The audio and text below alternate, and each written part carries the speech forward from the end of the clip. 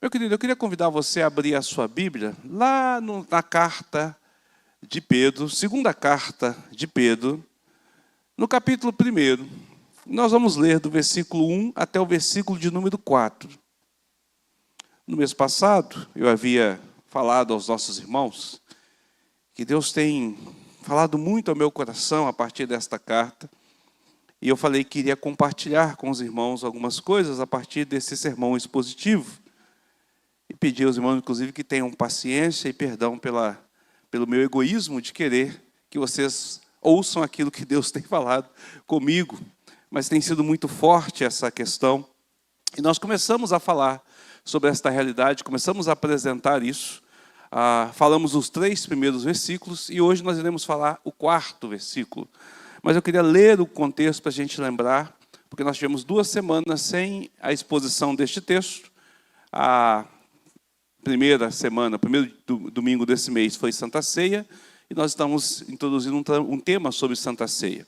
E na semana passada nós tivemos o privilégio de ouvir aqui o reverendo Wagner, filho desta casa, que veio participar da nossa reunião do sínodo, e como estava presente, compartilhou conosco a palavra do Senhor. Então, durante 2 semanas, nós não ouvimos a exposição continuada, então, deste texto, por isso a necessidade de se ler todos os 4 versículos.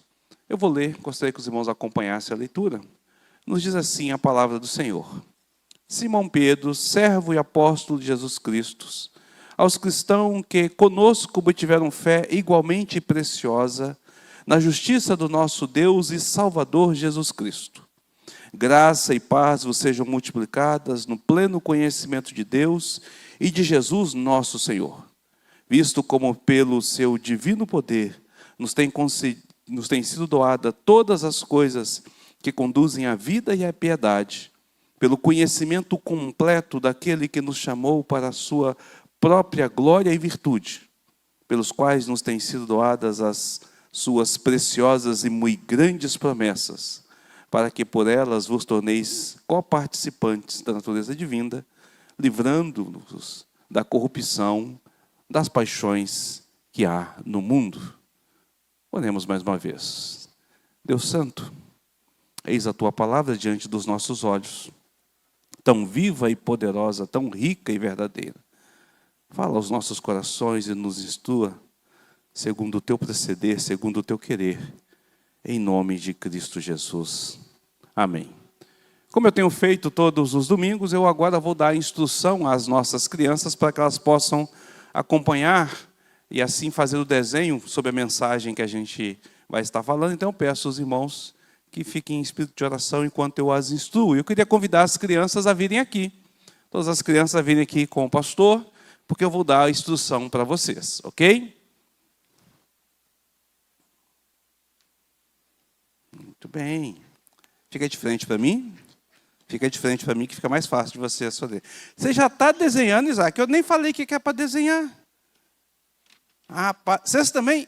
Mas eu nem falei ainda. Olhem para mim. O pastor, olha só, o pastor vai estar falando sobre salvação, ok? Nós vamos estar falando sobre a salvação. Então, o que eu quero que vocês façam de desenho para mim? Eu queria que vocês desenhassem uma cruz e que vocês desenhassem a sua família adorando a Deus, tá? A sua família ali diante da cruz, com as mãos levantadas. Então vai desenhar o papai, vai desenhar a mamãe, vai desenhar você. Pois é, aí você vai colocar ali, representando a salvação, reconhecendo e adorando a Deus pela salvação da vida da família de vocês, tá bom? Então vocês vão fazer um desenho, onde vão colocar uma cruz, e aí vai colocar o papai, a mamãe, você, o seu irmão, ali adorando o Senhor, tá? Aí depois que terminar, vocês vão me mostrar se ficou direitinho, tá bom? Beleza? Combinado? Então voltem lá, tá bom? Vai lá.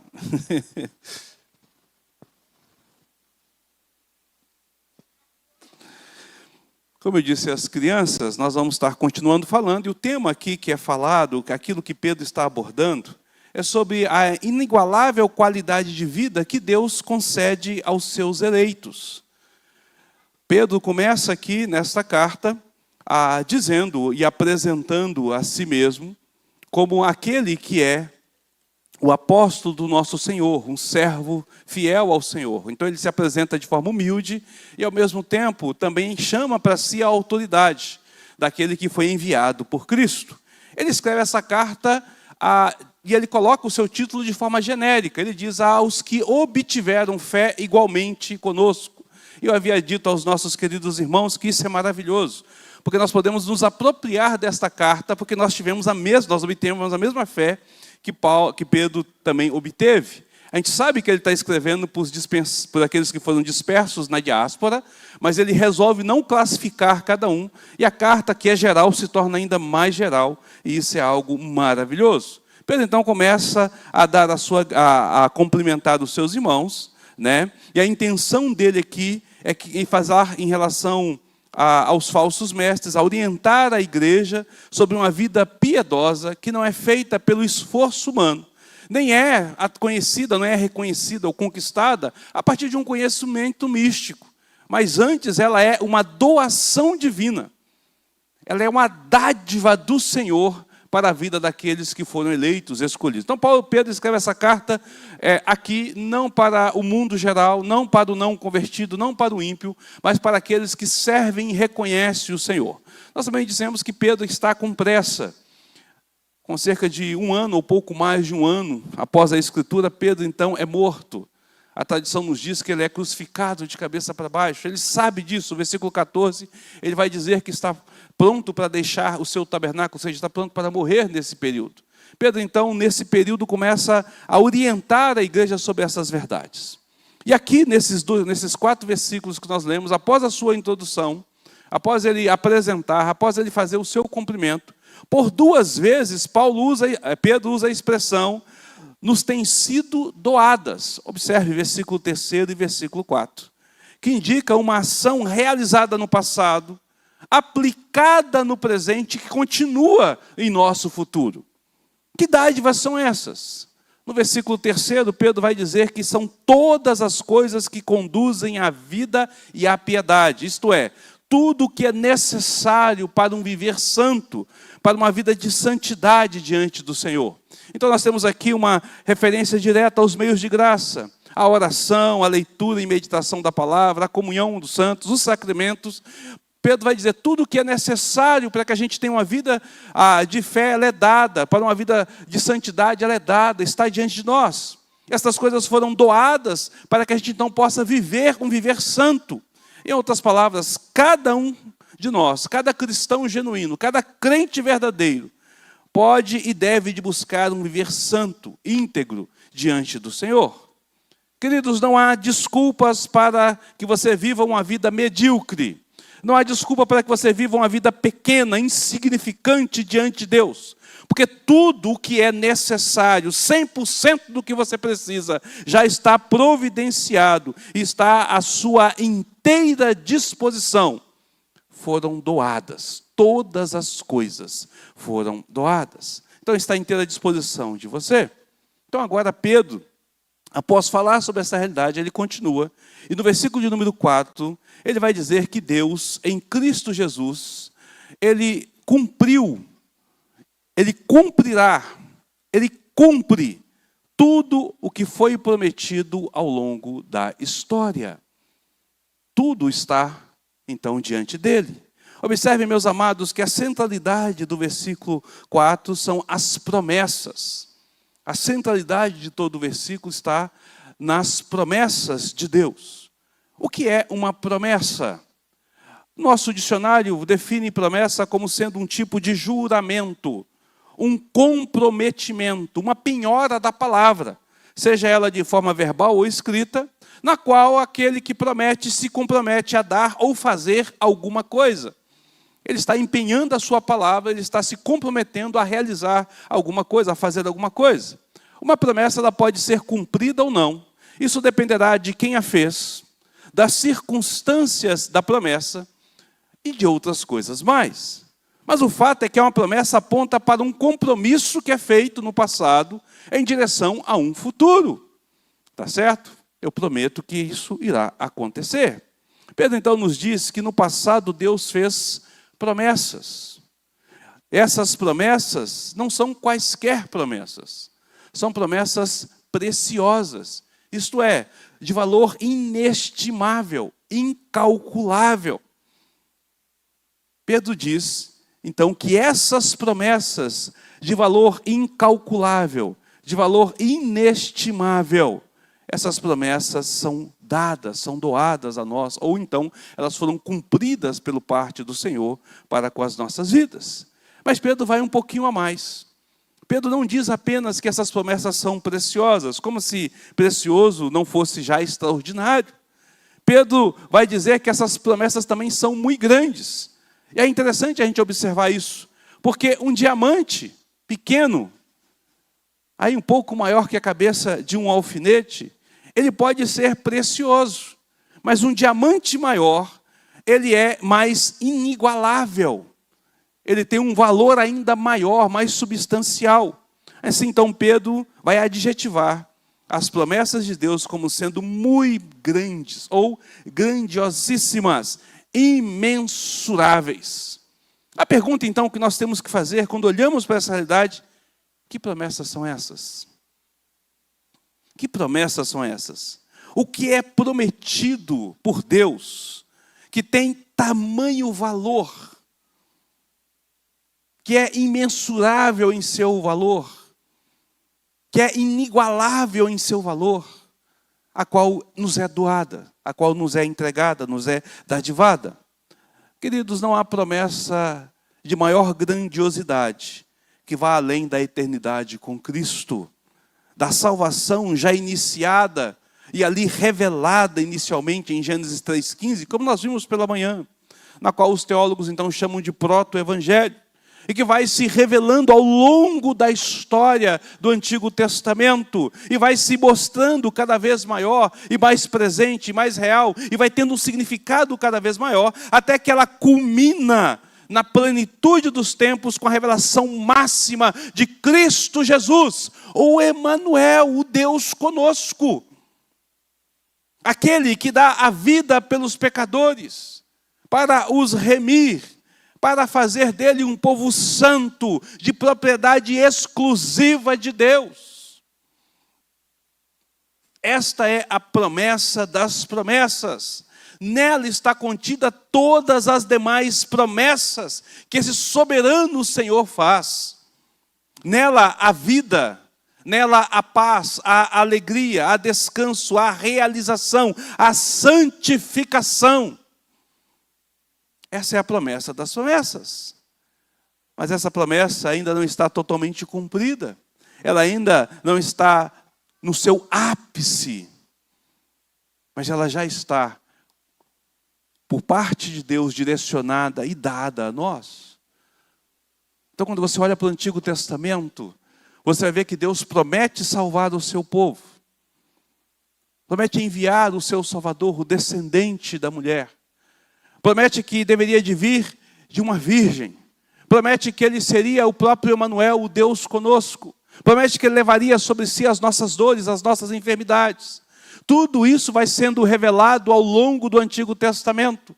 E então, na plenitude dos tempos, Cristo surge, encarna, vem até nós, tabernacula em nosso meio, monta a sua tenda diante de nós. Caminha sobre esta vida, vive a nossa vida, traz os seus ensinamentos, dá o seu exemplo, mas o máximo, ele morre por nós. Ele vai à cruz e entrega a sua vida por nós. E ao terceiro dia ressurge, nos trazendo então a esperança de uma nova vida. Somos agora perdoados pelo Senhor. Somos agora lavados pelo Senhor. Oh, quão maravilhoso é isso, queridos. Quão extraordinário é a revelação escrita do nosso Deus. Veja, meus amados, o experimentado apóstolo, agora na sua velhice, nos últimos tempos da sua vida, ele está dizendo aos seus leitores que as suas vidas agora são uma nova vida, uma extraordinariamente nova vida.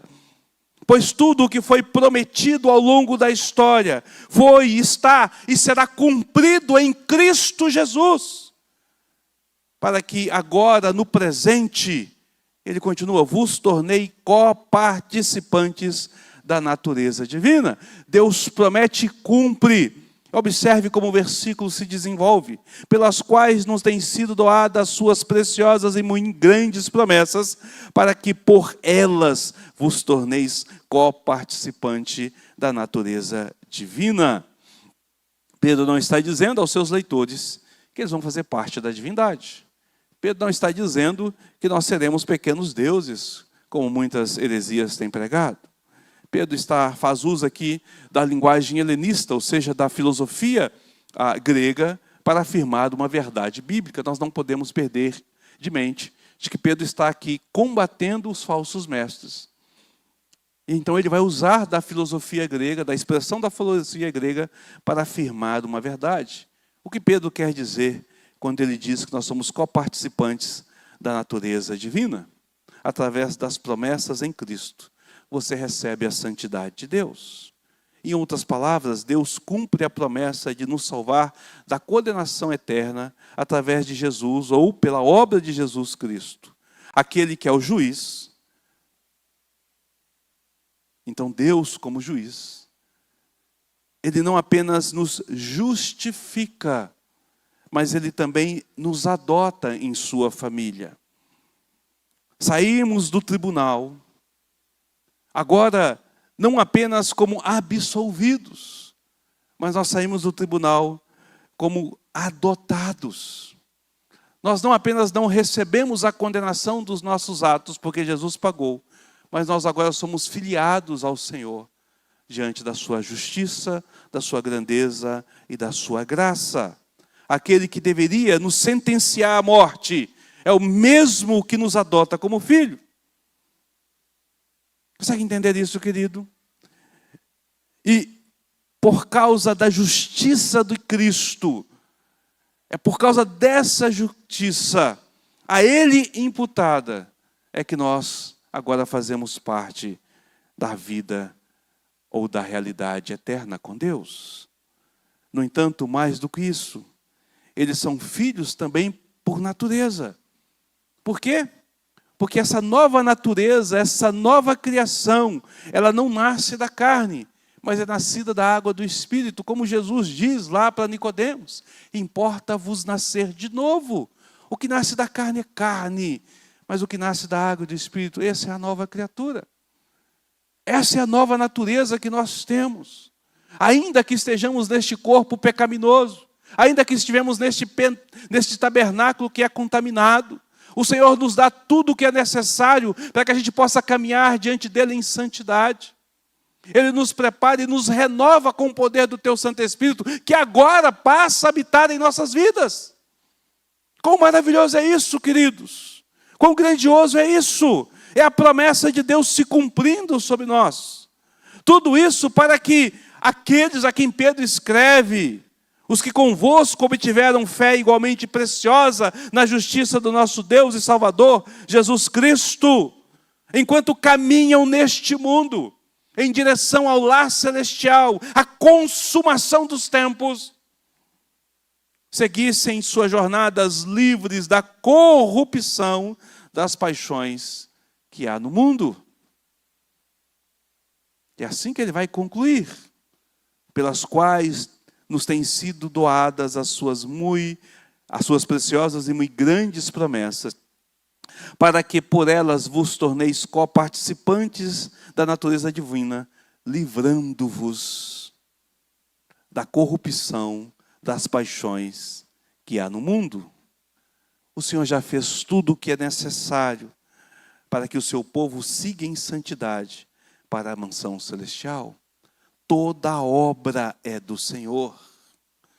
Ah, meus amados, se você é um cristão genuíno, responda com sinceridade, dentro aí do seu coração, o que impede você de estar tomando uma decisão correta? O que impede você de livrar-se do seu pecado terrível, que corrói, deprime e mata? Qual a necessidade que você tem de viver um viver tão mundano? Se tudo já foi doado, se tudo já foi entregue, se a promessa já foi cumprida, se a graça já foi derramada, E sobre você repousa as condições necessárias para esse caminhar santo. Nada falta em relação a essas questões. Nada falta diante desta realidade. Contudo, nós continuamos falhando. Contudo, nós continuamos ainda caminhando aos tropeções, vacilando diante desta perfeição e dessa santidade. Ainda que tenhamos sobre nós o Espírito Santo, ainda que os meios de graça estejam acessíveis a nós, ainda que o Espírito nos ilumine o caminho, ainda que a sua voz seja audível aos nossos ouvidos, nos apontando o que é certo. Sejamos sinceros, a maioria das nossas escolhas são contra esta realidade. A maioria das nossas escolhas está exatamente em viver em cima do pecado, em estar pecando. E aqui que nós vemos o quão poderosa, o quão preciosa, o quão grandiosa é a graça de Deus sobre nossas vidas. Porque Ele sabe disso. Lembremos, Pedro está com pressa. Pedro está orientando a igreja para que caminhe da forma correta, para que observe aquilo que é certo, que deve de ser feito. Ele experimentado ao longo da sua vida, nós conhecemos a história, testado e reprovado por muitas vezes. Chega agora na sua velhice diante da igreja, numa prisão em Roma, pronto para morrer, escrevendo à sua igreja dizendo: não lhe falta nada para que você seja fiel até a morte. Não lhe falta nada para que você chegue à mansão celestial, ao reino eterno. Tudo está à disposição, porque Deus providenciou todas as coisas. Tudo foi entregue para que você possa viver essa realidade. É possível que você não esteja levando a sério a palavra do Senhor. É possível que você esteja tentando abafar a voz do Espírito Santo em seu coração, deixando então de viver os meios de graça, para que você possa viver chafurnado na lama. Mas você está desprezando tudo aquilo que Deus fez e tudo aquilo que Deus cumpriu sobre sua vida. Não é assim que nós fazemos. Sejamos sinceros, queridos. O Senhor deixa tudo às nossas mãos. Mas deixa eu te perguntar, quantas vezes por semana você pega a sua Bíblia para ler? Quanto tempo da sua vida é gasta, é investida numa meditação da palavra do Senhor? Nesses nossos tempos de fast food, das coisas prontas, eu tenho certeza que a maioria de vocês preferem ouvir no YouTube a meditação de alguém, do que você próprio pegar a palavra de Deus e fazer uma meditação. Você está recusando o meio de graça, ou está desfazendo do meio de graça. Quanto tempo você investe em oração? No culto de Santa Ceia nós falamos sobre a oração congregacional e o valor da oração congregacional. E uma das coisas que eu falei sobre isso é que nós temos abandonado esta realidade, da importância disso. Mas e a oração também privada? Quanto tempo você tem colocando a sua vida diante de Deus? Pedindo a Ele para que te conduza, para que te oriente, para que te aponte o caminho. Quantas vezes você se curva diante desta palavra e diz: Senhor, eu sei que o Senhor me aponta este caminho, mas é tão difícil vivê-lo. Dá-me da Tua graça, ajuda-me a viver em santidade. Mas você prefere dizer assim: eu acho, eu penso, eu imagino. O mundo moderno nos diz de forma diferente, em vez de você se submeter a esta palavra. O que Pedro está dizendo é que não há motivos para que você não tenha uma vida de piedade santa, uma vez que você foi salvo por este que é santo. Uma vez que Ele te chamou a esta realidade de santidade. Uma vez que Ele te colocou numa posição para que você viva em santidade. Tudo foi entregue e está à disposição. Mas o que nós temos feito com isso, querido? Então nós olhamos para os heróis do passado, para os heróis da fé. Nós vimos que esses homens tinham uma dedicação ao Senhor de uma forma extraordinária. E nós devemos nos perguntar por que não temos a mesma dedicação. Por que não nos dispusemos da mesma forma? Ou será que você realmente ainda não tem encontrado Cristo sobre a sua vida? Nos desafia essa realidade. Será que eu sou realmente convertido? Será que eu realmente nasci de novo? Será que eu realmente entendo o significado da salvação em Cristo Jesus e o peso dessa palavra? Ou eu apenas sou um religioso? Ou eu apenas estou seguindo uma caminhada religiosa diante das pessoas e deste mundo? Afinal de contas, é fácil ser crente hoje. É até chique ser crente.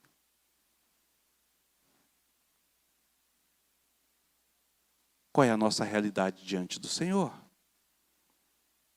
A verdade é que se você é um cristão genuíno, não há desculpas para você viver uma vida na prática do pecado. O pecado deve ser um acidente sobre a sua vida, não deve ser uma constância sobre a sua vida. Tudo está disponível para que você viva uma vida santa de salvação diante do Senhor, de santidade diante do Senhor. E se você nasceu da água e do Espírito, se você é um cristão autêntico, então você tem essa possibilidade. Mas se você não é, clame a Deus, querido. Clame a Deus por graça e misericórdia. Peça a Ele para que se revele ao seu coração, para que mude a sua realidade. Sabe por quê?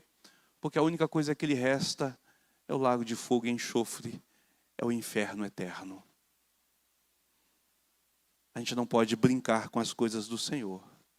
Lembre-se, Pedro está no estágio final da sua vida, contando os dias em que será crucificado, contando os dias em que será martirizado, contando os dias em que por conta de Cristo entregará a sua vida.